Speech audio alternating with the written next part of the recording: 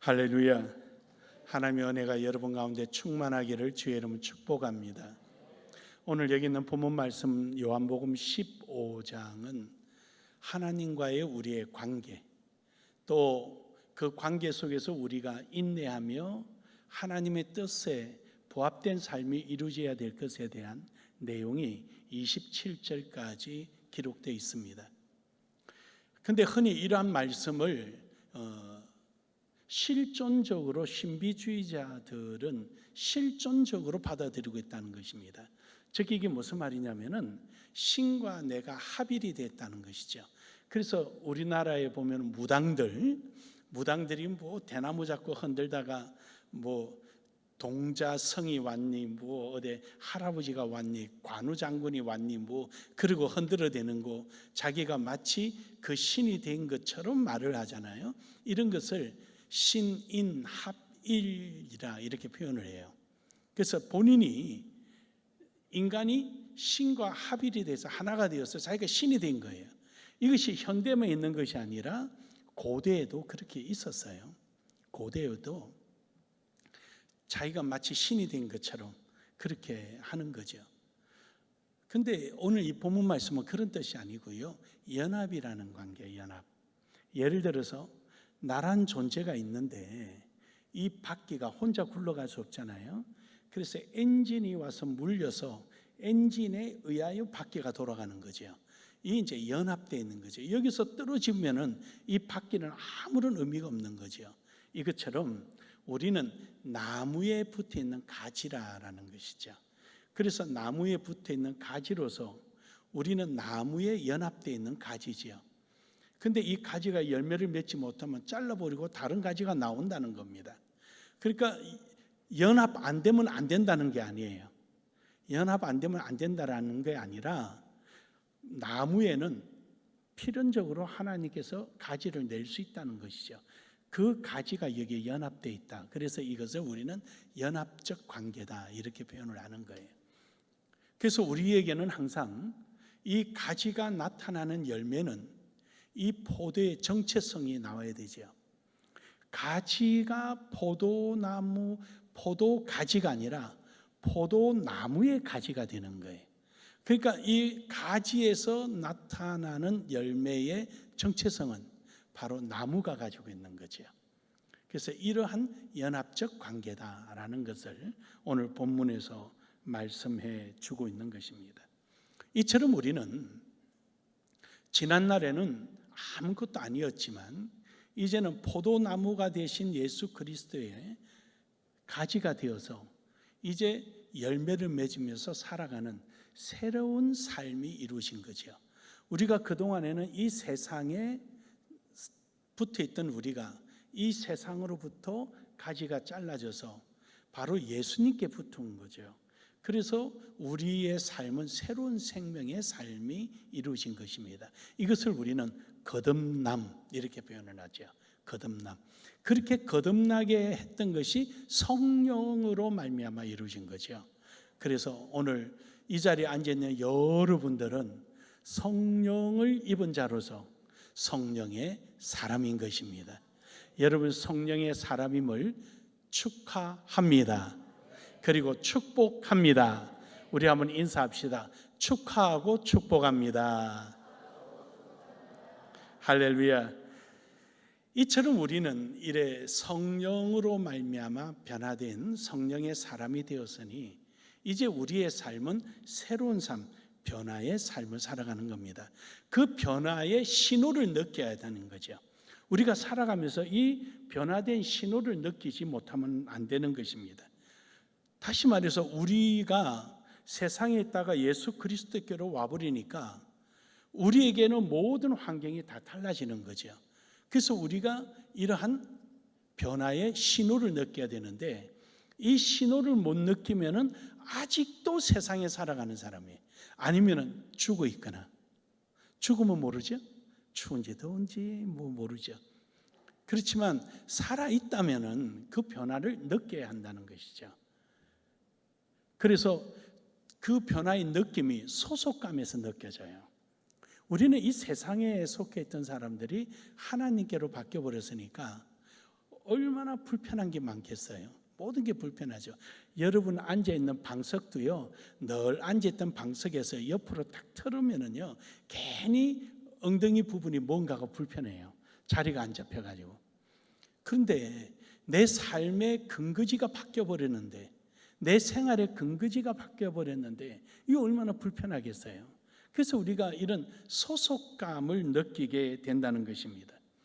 요한복음 15장 19절에 보면은요, 우리는 이 세상에 있지 않는 것이죠. 그러다 보니까 세상이 우리를 미워하는 거예요. 그때는 세상과 같은 편이다 보니까 모든 조건이 다 좋았는데, 이제는 세상하고 같은 편이 아니니까 세상이 우리를 미워하는 거예요. 그래서 우리는 항상 이 세상으로부터 미움을 받고 이 세상으로부터 공격을 받을 수밖에 없는 겁니다. 요한복음 17장 18절에서도 보면은 우리를 주님이 보내셨다 그랬어요. 그러니까 우리가 주님으로부터 보냄을 받은 거죠.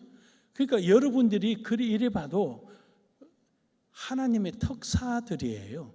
한번 옆에 분들 얼굴 보세요. 하나님의 특사예요. 한번 봐주세요. 예. 여러분이 하나님의 특사예요. 이래 봐도. 그러니까 하나님으로부터 보냄을 받은 사람이에요. 그러니까 이 세상이 우리를 괴롭히고 힘들게 할 수밖에 없죠. 그래서 우리 가치관은 이 세상을 따라가는 게 아닙니다.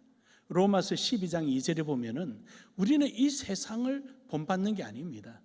우리는 이 세상을 본받는 게 아니라 옳고 그름을 분별하는 것. 다시 말해서 하나님이 원하시는 일이 무엇인가, 그것을 옳고 그름을 분별해서 하나님 뜻 안에서 살아가고 하나님이 원하시는 일에 우리는 최선을 다하며 살아가는 것입니다. 그러기 위해서는 요한복음 17장 15절에 보면은 이 세상과 타협해서는 안 됩니다. 우리는 예수님께서 우리를 위하여 기도하실 때 마지막의 기도문이 요한복음 17장이거든요. 그 17장에 기도할 때 하나님, 내가 두고 가는 이 나눔의 교회 교우들, 이들을 위해서 기도합니다. 그런데 이들을, 이 세상에서 미움받고 고통받고 있는 이들을 데리고 천국으로 좀 편안하게 데려가 달라고 기도하는 것은 아닙니다. 이들에게 준 사명이 있으니 그 사명을 감당하는 동안에 악에 빠지지 않도록 지켜 보호하여 주옵소서. 바로 그 성령으로 말미암아 우리를 지켜 보호해 주신다는 거죠. 그래서 여러분들이 하나님 앞에 주기도문을 드릴 때도 시험에 들게 하지 마옵시며 다만 악에서 구원하여 주옵소서라고 우리는 기도하잖아요. 그래서 우리는 이 세상과 타협하거나 이 세상 가운데 있는 것이 아니라 우리는 이 악으로부터 성령이 우리를 보호해 주시고 하나님 뜻 안에서 성실히 그 뜻을 해 나갈 수 있도록 우리를 지켜 보호해 주시는 줄 믿으시길 바랍니다. 그래서 요한일서 5장 4절에서 5절에 보면은요, 우리는 그렇게 성령의 인도함을 받음으로 우리는 이 세상을 이기는 거예요. 내 방법과 순환에 의해서 이루어지는 것이 아니고 성령이 인도하는 대로 순종하고 갔더니 이겼더라라는, 도달한 곳이 보니까 이긴 거예요. 할렐루야. 그래서 우리는 이러한 순종의 삶이 이루어져야 돼요. 다음 달에는 우리 순종이죠. 순종인데 요즘은 어떻게 된 건지 하나님이 내비게이션보다도 하나님 앞에 순종을 안 해요. 내비게이션은 길 없는 줄 알면서도 잘 따라가면서 하나님 말씀을 왜 그렇게 안 따라가는 줄 모르겠어요. 하나님이 내비게이션보다 못한 거예요? 아니잖아요. 우리 나눔의 교회는 성령의 인도하는 대로 순종하고 나아가기를 주의 이름으로 축복합니다. 그럴 때 하나님은 우리에게 능력을 주셔요. 누가복음 21장 15절에 보면은요, 누가 감히 대적할 수 없는 힘과 능력을 주시는 거죠. 내가 너희의 모든 대적이 능히 대항하거나 변박할 수 없는 구제와 지혜를 너희에게 주리라 라고 말씀하는 거죠. 그러니까 성령의 사람은 성령의 인도함대로 순종하고 나아가면은 우리에게 하나님은 그런 능력을 주신다는 거죠. 여러분, 그런 능력이 여러분 속에 다 있기를 주의 이름으로 축복합니다. 사도행전 6장 10절에 보면은 서대반 집사님이 성령의 힘을 입고 하나님 말씀을 전하잖아요. 막 전하죠. 그때 그 유명한 사람이 옆에 있었잖아요. 사도 바울, 변하기 전이니까 사울이지요. 사울이란 청년이 그 해박한 지식, 그 뛰어난 언변, 근데 그가 할 말을 잃어버린 거죠. 스데반 집사의 예수님에 대한 설명 앞에 능히 당하지 못하여, 그 결국 이겨내지 못하니까 돌로 쳐서 죽여라, 거기서 순교를 당한 거잖아요.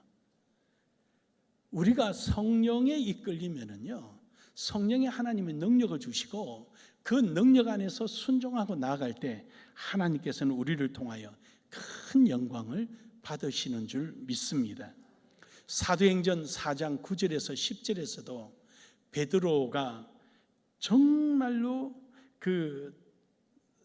겁이 많고 도망다니고 그 계집 여종 하나한테 나는 아니라라고 그 창피를 떨고 그랬던 사람 아닙니까? 그랬던 사도가 성령을 받고 나서 성령에 의하여 말씀을 전하니까 3,000명이 회개하고 그 수가 날마다 더해지는 역사가 일어났던 것입니다. 우리 나눔의 교회도 성령 받은 여러분을 통하여서 우리 나눔의 교회가 부흥하고 계룡시가 새로워지고 5대양 6대주의 복음의 전파 역사가 일어나기를 주의 이름으로 축복합니다. 또 뿐만 아니라 이러한 삶을 살아감으로 말미암아 우리에게는 새로운 변화의 삶이 우리 속에 일어나는 것입니다. 이 변화의 삶이란 게 무엇입니까? 변화의 삶이라는 것은요, 다른 거 없어요. 우리가 하나님의 뜻과 섭리 가운데서 새로워지고 늘 하나님의 영광을 드러내는 삶이죠. 마태복음 16장 21절에서 23절에 보면은요, 사도 바울이 베드로가 주는 그리스도시요 살아계신 하나님의 아들이다 라고 말을 합니다. 그 말을 해놓고는 얼마 안 있다가 예수님에게 책망을 받습니다. 사단아, 내 뒤로 물러가라 라고 아주 책망을 받습니다. 왜 그랬습니까? 그는 하나님의 일을 생각하지 않고 사람의 일을 생각했기 때문에. 그는 23절 마지막에 보면은 하나님의 일을 생각하지 아니하고 도리어 사람의 일을 생각하도다. 그러니까 우리가 깨달았고 변화된 삶을 살아야 되는데 성령을 받기 전에는 그러지를 못하고 사람의 생각이 자꾸 앞서고 사람이 어떻게 하고 뭐가 어떻게 하고 그런 거예요. 여러분, 우리는 모두 다 하나님 일하려고 있는 거예요.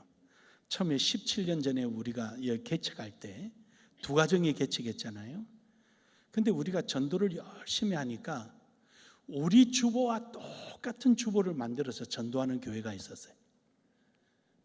그래서 안 싸웠어요. 우리가 주보 바꿔버렸어요.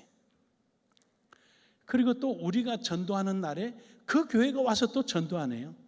그럼 날짜 또 바꾸자. 또 바꾸는 거예요. 싸울 일이 뭐 있어요? 우리가 그 영혼을 구원하자는 데 있는 것이지 다른 데 목적이 아니거든요. 지금 저기 또 그 새로 아파트들 입주할 때 어느 모 교회가 막 이럴 때 우리 전도부에 자제시켰잖아요. 가지 말으라고. 그 교회 하게끔 두라고. 지금 이제 천국 가서 지금 이 설교 듣고 있을 우리 김현주 권사님이 목사님 우리 언제 전도 나가요? 좀 기다리라고. 아니 목사님 지금 입주하는데 기다리라고. 그 교회 먼저 하게끔 내버려 두라고. 우리 천천히 해도 되지 않냐. 우리는 준비된 사람들이 있는데, 그리고 그 교회는 이제 이사해가지고 이제 그 앞에 아파트가 들어왔는데 얼마나 들떠 있겠냐 기분이. 하게끔 내버려 둬라. 그래서 그걸 왜 싸워야 되는 거예요? 저는 싸워야 될 이유가 하나도 없다고 봐요. 그때 한번 우리 계룡의 노인회관에서 우리 교회에서 삼천포 가서 회를 먹었는데 너무 맛있게 먹었어요. 그래서 마음에 계룡시 노인분들 한번 모셔야 되겠구나. 이제 그 생각을 하고 5월 8일 날 노인분들 거기 모시고 가려고 하니까 그 근처에 있는 어느 모 교회가 감리교인데 본인들이 그날 뭐 한대요. 노인들 모시고. 그러냐고? 그럼 그렇게 해라고. 그럼 그렇게 하시라. 우리는 하지 말자. 이게 무슨 마케팅 하는 것도 아니고 뭐 이상하잖아요. 그러면 그렇게 하시라. 우리 하지 말라. 우리는 하나님의 일을 하는 사람들이에요. 근데 꼭 이단자들은 어떻게 하죠? 기존 교회 교인들 빼가고, 교회가 천국 아니에요. 여기 천사들만 있는 곳이 아니에요. 여기 완전 합격품만이 여기 앉아 있으면 얼마나 좋겠습니까? 아무도 합격받은 사람 아무도 없어요. 그냥 하나님께서 합격 도장 찍어줬을 뿐이지, 하나님이 그냥 사용하니까 있는 거지. 하나님 편에서 검수하면 전부 다 불량품이 우리 아니에요? 그런데 꼬투리 잡아가지고 마치 그게 다인 것처럼 이래서 교인들을 괴롭히고 마음에 갈등을 두고 빼가려고 하고, 이게 전부 다 이단들이에요. 정상적인 교회다 한다 할지라도 그러는 교회가 있으면 목회자가 이단성이 있는 거예요. 왜 신앙생활 잘하는데 그 교인들 빼가려고 그래요? 그 이단이지. 달리 이단이야. 그런 게 이단이에요. 그런 게 이단. 그래서 여러분, 오늘 여러분과 저는 사람의 일을 생각하는 것이 아니라 하나님의 일을 하기를 주의 이름으로 축복합니다. 우리가 이러한 변화의 삶을 때로는 오해할 수도 있어요. 개인의 충동, 성령 충만이 아니라 감정 충만, 또 소영웅주의적인 생각으로 행동하는 경우가 없잖아 있지요. 우리가 베드로를 보면 그렇죠. 주여 어디로 가시든지 내가 따라가겠나이다. 또 예수님이 겟세마네 동산에서 기도하시고 일어서셨는데 로마 병정들이 예수님을 이 뭉치를 가지고, 쇠뭉치를 가지고 예수님을 포박하러 왔을 때 베드로가 칼로 말고 길을 쳤잖아요. 여러분, 그 칼이 장도가 아니에요. 길면 멀리서 이렇게 할 수도 있죠. 근데 칼은 이만해요. 뭐 거물 따듬고 생선 따듬는 요만해요. 칼이 얼마만한가 보고 싶으면은 제 방에 오시면 제가 보여드릴게요. 그 시대 칼을 제가 가지고 있으니까. 이만해요, 이만해. 근데 그 칼로 무기를 들은 병정에게 공격을 하러 가려면은 자기도 공격받을 수 있는 아주 근접한 거리이죠. 그 정도로 그는 용감하게 칼을 휘둘렀던 사람이에요. 그런데요, 조금 전에도 말씀드렸지만 계집 여종의 한마디에 벌벌벌 떨면서 3번이나 예수님 부인하기도 했잖아요. 이게 왜 그러냐? 충동적이고 소영웅적인 사고에서 교회를 봉사하는 사람은요, 조금만 힘들고 어려우면 포기하고 싶은 마음이 생기는 거예요. 안 하고 싶은 거예요. 인정 안 해주면 손 놓고 싶은 거예요. 그래서 우리가 성령의 충만함을 받는 거죠. 그리고 이런 훈련을 계속 받음으로 변해지는 거예요. 베드로는 뭐 처음부터 잘했나요? 예수님이 너 3번 부인한다. 너 3번 부인할 거야. 안 할 건데요. 근데 3번 부인하고 나니까 아차 깨닫게 되는 거죠. 그때부터 돌아서기 시작하는 거죠. 사랑하는 여러분, 오늘 여러분과 저는 성령의 붙들림 삶이 되기를 주의 이름으로 축복합니다. 이런 충동적인 거는요, 잠언서 25장 27절에 보면은 마치 꿀을 많이 먹고 또는 자기 명예를 구하는 자와 같은 거예요. 즉 욕심에 의해서 있다는 것이죠. 욕심. 그러니까 사람이 어디서 망가지냐면요, 자기가 자기를 망가뜨려요. 그것을 야고보서는 이렇게 표현하죠. 욕심이 잉태한즉 죄를 낳고 죄가 장성한즉 사망이 이르느니라. 내가 내 욕심을 이겨내지 못해서 죄를 들어오게 되고 그 죄로 말미암아 사망에 이르게 되는 거예요. 결국 나를 망가뜨리는 원인이 어디 있느냐? 나라는 사실이에요. 나. 그래서 하나님은 너희 마음을 다스려라. 너희 마음을. 그러니까 우리가 지나친 욕심을 내야 될 이유가 아무것도 없는 거예요. 그 엉뚱한 욕심이에요. 뭘 해야 하느냐? 엊그저께도 어디 행사에 좀 갔다 왔더니 기자가 기사를 하나 썼어요. 썼는데 제 얼굴을 대문짝만하게 넣어놓고 모든 것을 포기한 거인 이렇게 타이틀을 뽑았어요. 정말로 총회장 안 할 거냐? 절대 안 한다고. 나는 한번 안 한다면 안 한다고.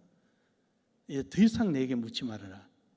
그랬더니 이제 믿겠다 그러고는 타이틀을 그래 뽑아서 신문에 올렸어요. 이유는 간단해요. 총회장은 아무나 하도 되는 거예요. 그러나 필리핀 선교는 제가 해야 되는 거예요. 그러니까 내가 있어야 될 자리에 내가 있어야 가장 돋보이는 거예요. 사람의 인생이요, 그 사람의 삶이 보람 있다 없다는요, 내가 있는 자리에 있는 이유가 있을 때 가장 보람 있는 겁니다. 있으나 마나한 사람은요, 이유가 없는 거예요. 그런 사람은 별 의미가 없어요. 있어야 될 이유가 있을 때 가장 보람 있는 거예요. 저는 그렇게 살아요. 또 여러분에게도 마찬가지. 저는 제가 목회하면서 저에게 다짐한 게 있어요. 교인들의 인생을 도둑질하지 말자. 성도들이 흘리고 수고하고 땀방울을 헛되지 않게끔 하나님의 영광을 위해서 사용하자. 저는 그게 항상 대성도에 대한 저의 각오와 결심이에요.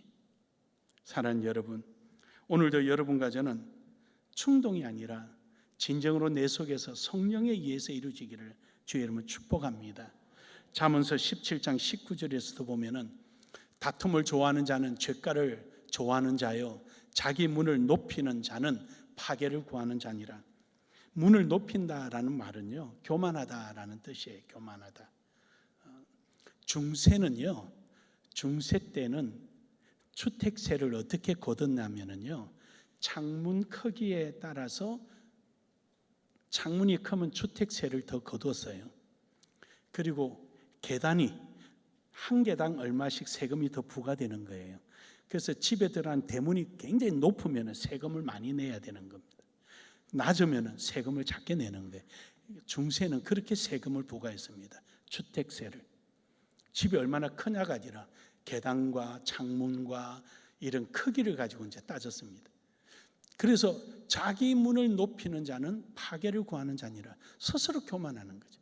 스스로. 그러나 성령의 사람은 그렇지 않습니다. 사도행전 2장 37절에서 41절에 보면은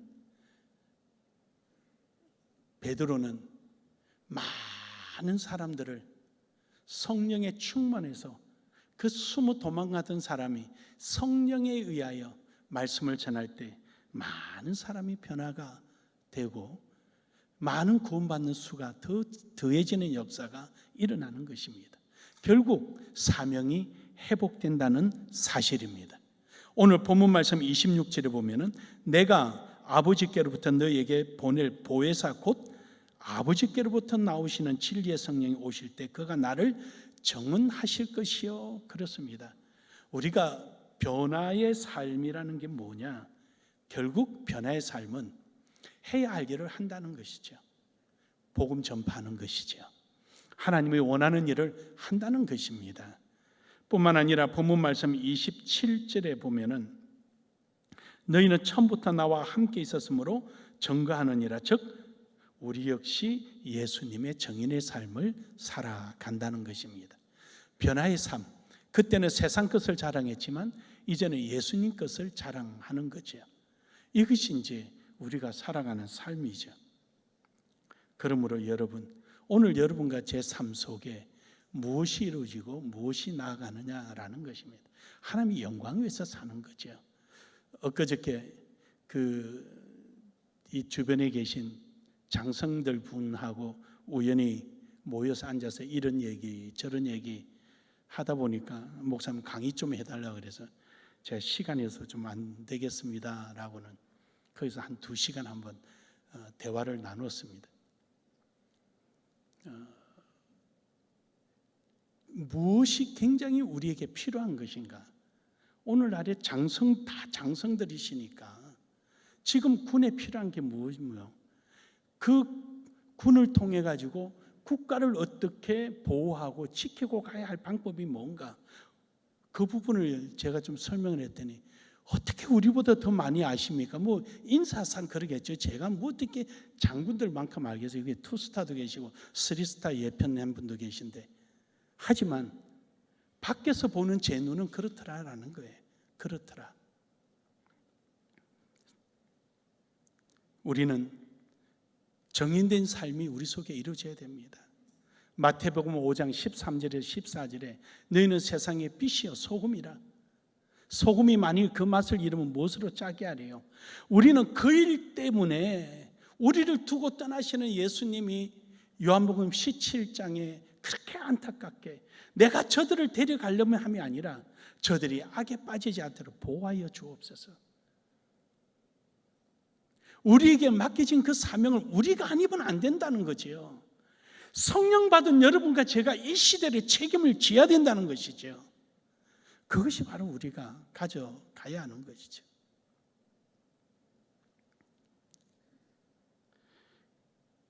이 변화의 삶, 오늘 여러분과 저에게 있기를 주의 이름으로 축복합니다. 마지막 3번째로는 변화의 열매가 맺혀야 하는 것입니다. 변화의 열매가 맺히지 않으면 그 사람이 뭐로 증거할 만한, 변명할 만한 거리가 아무것도 없습니다. 저번 새벽 시간에도 제가 그런 말씀 드렸습니다만, 한 나라가 존립하려면 3가지 조건이 충족되어야 됩니다. 하나는 교육입니다. 2번째로는 밥솥에 밥이 있어야 됩니다. 3번째로는 그 밥을 지킬 힘이 있어야 합니다. 이 3가지가 존립되면 나라는 존재합니다. 어떤 밥을 먹을 거냐, 어떻게 하면 밥이 잘 되느냐, 어떻게 하면 밥을 잘 지킬 것이냐, 어떻게 하면 좀 저경비로 이런 것을 충족할 거냐, 그건 정치적 얘기고요. 기본적인 이 3가지입니다. 그 중에서 가장 중요한 것은 교육입니다. 교육만 잘 되면 밥그릇을 잃어버려도 찾을 수가 있습니다. 그래서 교육은 백년대계라고 그러죠. 미국의 교육 제도는요, 한 번씩 교수들이 나와서 미국식으로 우리도 해야 된다 하는데, 미국식이 제대로 취사 선택하는 것들이 제대로 하는 것 같지 않아요. 미국은요, 훈육권이 굉장히 강화되어 있습니다. 우리 교회에서 설교하러 한번 오셨던 변정수 목사님, 이제 은퇴하셨는데 여러분들은 우리 교회 좀 오래되신 분은 아시죠? 그분의 손자가 이번에 고등학교 졸업했는데 수석으로 졸업해서 졸업 연설을 했습니다. 그래서 할아버지 꼭 와서 내 연설하는 거 들으라고. 그래서 영어를 못 알아듣지만 그 맨 앞자리에 초청받아 가서 손주가 그 졸업하는 모습을 보고 오셨다 그래. 어느 그분의 손주가 전학을 가게 됐는데, 전학 가게 된 이유가 이거예요. 반에서 아이 둘이가 싸웠대요. 그런데 선생님이 A라는 학생에게 야단을 쳤답니다. 그러니까 그 목사님 손주가 보니까 아니거든요. B가 잘못했거든요. 선생님, 그게 아니고요. 전후 사정이 이래서 B가 잘못했어요. 그러니까 선생님, 네가 감히 선생님한테 대도록 바로 전학 가버렸습니다. 이게 미국 제도입니다. 이 제도 가져와야죠. 미국 제도 그렇게 좋아하는 한국 교육계 몇몇 인사들, 왜 이거는 안 가져오는 거죠? 아이들 인권만 생각하고. 전학 갔는데 5인 위원회가 구성되더랍니다. 전학이 딱 오니까 5인 위원회가 부모까지 불러서 이 아이가 평소에 집에서는 어떻게 생활하며 공부는 어떻게 하며 사회생활을 어떻게 하며 뭐는 어떻게 하며 쭉 질문하고 답하고 그 다음에 5인이 모여서 이 아이를 어떻게 케어하는 게 좋을 것인가 판단을 한답니다. 그런데 판단 결과가 이 보물이 들어왔다라고 생각한 거죠. 이렇게 공부 잘하고 성실하고 보물이 들어왔다. 그래서 한 선생님이 이 아이를 케어하기 시작했답니다. 그러면서 이 선생님이 이 아이를 영어를 가르치기 시작했대요. 그래. 고급 영어를. 그래서 이 고급 영어를 가르치니까 에세이를 영어를 잘 쓰게 만들었던 거죠. 그래서 수석을 했답니다. 이게 미국 제도입니다. 우리나라는 애들 학습권보다도 휴식권을 먼저 줘서 아침에 등교하자마자 머리 대고 잠을 자더라도 선생님이 깨우지도 못해요. 세상에 이런 나라가 어디 있습니까? 이제 겨우 입법이 예고됐는데 학생들 반성문 쓰도록 선생님에게 휴학권을 주었습니다. 나는 그거는 약하다고 봐요.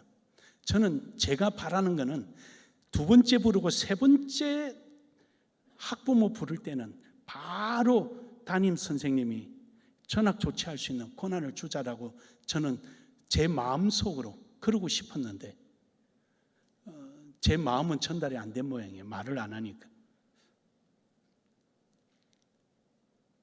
앞으로는 좀 더 강화되겠지요. 뭐 어떤 이유인지 모르겠지만 교육이 안 되면 모든 거 끝나버립니다. 모든 끝나요. 대학요? 미국은 그렇게 안 합니다. 미국은요 평이에요. 시험 문제가 배운 데서만 딱 나옵니다. 학원은 부족한 것을 보충하러 가는 곳이지 새로운 것을 배우러 가는 곳이 아닙니다. 그럼 점수가 비슷해요. 그러면 변별력은 누가 판단하느냐? 그 학생이 지원한 대학이 판단을 해요. 시험지에서 변별력을 판단하는 게 아니에요. 대학이 판단해요. 예를 들어서 A라는 학생이 사회복지대학원에 지원을 했다. 그러면 받으면은 기존의 점수는 다 되니까 받고 그 다음에 그 아이의 이력을 봅니다. 너 사회복지를 왜 하려고 하냐? 간단한 에세이, 레포트를 내지요. 그럼 너 어디서 봉사한 경력이 있느냐? 어디 가봤냐? 장애인 센터 갔느냐? 아니면은 노인 센터 갔느냐? 몇 시간 봉사했느냐? 하니까 어떻대? 너는 어떤 사람이 되고 싶으냐? 이걸 물어서 거기에 의하여 합격 여부를 결정짓습니다. 이게 합리적이죠. 경영을 하고 싶다. 그래, 너는 뭐 호떡 장사 한번 해봤니? 얼마 주고 해봤는데 얼마나 남았니? 망했는데 며칠 만에 망했니? 왜 망했다고 생각해? 이걸 보고 합격 여부를 판단하는 거예요. 이게 합리적이죠. 이게 선진 교육이고요. 선진 입시 제도입니다. 그리고요, 무조건 한 운동, 한 악기를 다뤄야 합니다. 이유는요, 운동은 혼자 할 수 없죠. 협력관계, 사회성을 키우고요. 악기도요, 합주함으로 인해서 사회성을 키우는 거예요. 여러분 외국 한번 보세요. 외국 80 먹은 노인도요, 지중해 풍덩 빠져서 수영해요. 우리나라 80대 된 노인들 수영하시라 그러면 할 분 몇 분 나올 것 같아요? 드물지요. 그분들은 거의 다 해요. 왜요? 학교 때부터 가르치니까요. 무조건 해야 돼요. 수영을 하든 뭘 하든 운동 하나 해야 되고요. 무조건 악기 하나 다뤄야 돼요. 그래서 악기 발표회도 하고요. 이런 거 다 해야 되는 거예요. 사회성을 키우는 거예요. 우리는 그런 게 없어요. 그러니까 정서로 따라가지를 못하는 거죠. 저는 우리 교회 아이들에게 이런 거 가르친다는 게 너무너무 고맙고 감사한 거예요. 그래서 요즘에 나오는 교육 제도가 뭡니까? 자기 주도형 학습형이죠. 이거요, 우리 교회는 17년 전부터 했습니다. 더 올라가면은요, 제가 목회 시작할 때부터 했습니다. 자기 주도형 신앙. 우리가 유치부나 주일학교나 학생부나 청년부나 그 호두 튀겨서 팔면 얼마나 남아요? 애들이 중학생이 전 부쳐서 팔면 얼마나 남아요? 전부 다 권사님, 집사님들 인건비죠. 근데 왜 그런 줄 아십니까? 자기 주도형 신앙을 키우기 위해서 의한 교육의 방법, 신앙 교육입니다. 믿으십니까? 그게 바로 우리 교회에 정착되어 있는 겁니다. 그 정착이 이거로 끝난 것이 아니라 필리핀까지 자기 주도형 신앙관을 가지기 때문에 이 작은 지원까지도 저 큰 필리핀의 선교가 이루어지고 있는 겁니다. 믿으십니까? 이제 우리나라에 자기 주도형 학습 이 지금 이러는데 우리 교회는요, 제 목회 시작할 때부터 시작했어요. 그래서 그거 호두 팔아서 얼마 났고 전 부쳐서 얼마 났겠어요. 그러나 그 과정 준비하고 모여서 이야기하고 어떻게 할까? 누가 볶을래? 누가 설탕 칠래? 설탕 많이 넣을까? 적게 넣을까? 이 모든 과정이 신앙의 교육입니다. 믿으십니까? 그게 자기 주도형 신앙관입니다. 교회에서는 방향을 설치해 주면은 그게 자기가 할 일을 착착착착 붙어서 그 일을 이루내고, 그게 우리 교회의 저력입니다. 이게 교육입니다. 사랑하는 여러분, 이러한 신앙을 살아가는 사람이 세상을 이기는 것입니다. 요한복음 16장 33절에 이것을 너에게 이르면 너희에게 내 안에 평안을 누리게 하며 또한 너희가 환난을 당하나 담대하라. 내가 세상을 이겼노라. 이로 인해서 우리에게 오는 여러 가지 어려움을 이겨내는 것입니다. 요한복음 15장 5절에 보면은 열매를 맺게 되는 거죠. 하나님 주신 그 열매를 자연스럽게 맺게 되는 겁니다. 저는 우리 교회 유치부부터 아이들이 교회 안에 신앙을 잘하면은 저는 절대로 빼딱선 안 탄다고 저는 확신합니다. 아이들이 반듯하게 커갑니다. 1등보다도요 반듯하게 커가는 애들이 훨씬 잘합니다. 훨씬 잘해요. 1등은요 조건이 갖춰져야 1등 할 수 있지만 반듯하게 커가는 애들은요 모든 환경 속에서도 자기 위치를 잃지 않습니다. 그것이 바로 이 사회의 보편적 사회인입니다. 믿습니까? 갈라디아서 5장 22절에서 25절에 보면은 이러한 성령의 열매, 결과가 나타나는 게 열매로서 우리는 정언하는 것입니다. 그래서 23절에 이 같은 것을 금지할 법이 없느니라. 이 같은 것을, 즉 다시 말해서 필연적으로 나타난다는 것이죠. 우리가 신앙의 삶을 살아갈 때, 성령에 이끌려서 살아갈 때 필연적으로 이러한 열매는 반드시 나타난다는 것입니다. 우리 교회가 이런 교회가 되기를 주의 이름으로 축복합니다. 축복합니다.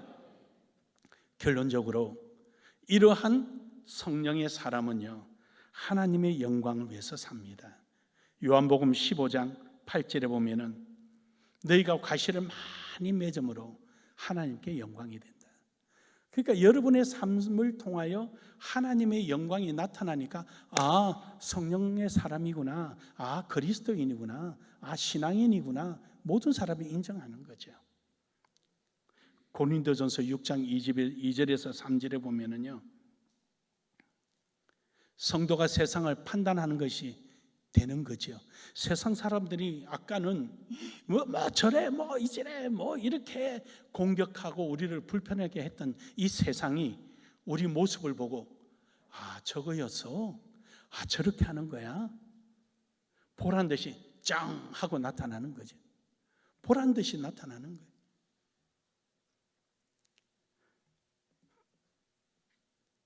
싱가포르라는 나라가요 우리 동서가 싱가포르에 대한 공문으로 거기 파견 나가 있다가 책을 쓴 거 제가 한번 읽었습니다. 한번 참 가보고 싶었던 곳이었어요. 딴 게 아니라 구경하러 가는 게 아니라 그 제도를 한번 보고 싶어서 참 부러웠어요. 항만, 공항 제가 대충 봐도 거기에 근무하는 연세가 65세, 평균 65세는 넘어요. 저보다 연세 높은 분들이 공항의 표, 출입국 관리, 항만의 출입국 관리 이걸 다 하셔요. 제가 엄청 충격을 받은 거예요.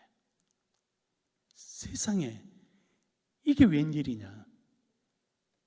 우리나라는 뭐합니까? 경력 단절이 없는 거예요.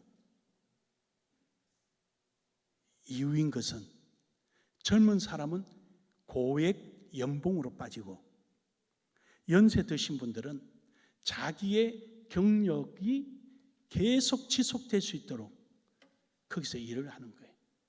어떤 분은 저분이 어떻게 저기서 일을 할 수 있지? 아니 공항인데 그것도 출입국 하는 자리, 출입국 우리 몸 수색하잖아요. 이렇게 검색대 거기 있다니까. 할머니가 내가 봐도 한 70은 보여요. 어째 저게 가능하지? 그러니까 그렇게 잘 사는 나라예요. 이유는요, 젊은 사람들이 자기 걸 내려놓고 노인에게 자리를 제공해 주는 거예요. 그러니까 결국은 가정소득은 더 높아지는 거예요. 우리는 젊은 사람들 거 빼놓고는 근무 시간을 낮춰놓고는 그 시간에 다른 사람 다 빼먹어버린 거예요. 노인들은 내몰려버리고. 누가 그래놓은 거죠?